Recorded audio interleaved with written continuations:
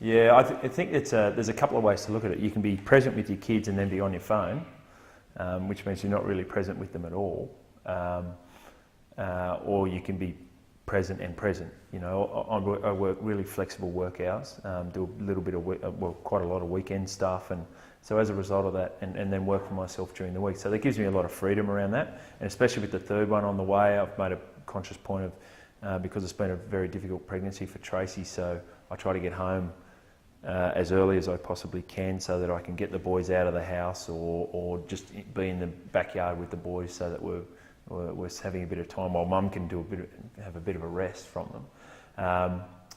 So from that point of view, I describe that as very present, and I try to make a point of if I'm going to the park with the boys, then I leave my phone at home because I think there's a lot of distractions. Well, certainly for me, anyway, there's a lot of distractions there. So to be present with them is one thing, but to be engaged in a moment with them is another thing altogether. So.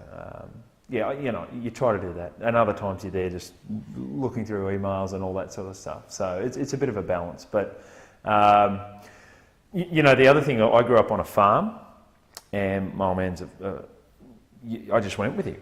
Like, his dad's at work, but you just go with him, which we don't really have here in the city. So I'm pretty conscious of that too. You know, I'd love to be in a profession where your kids could just come and hang out with you, because that's what I did with my old man. In fact, you become to be a bit useful, and there's a fair bit of pride associated with that and all that sort of thing. So hard to happen at the moment, but that's something that I'm aware of, and as a result, that impacts on the amount of time that I try to spend with the boys thus far.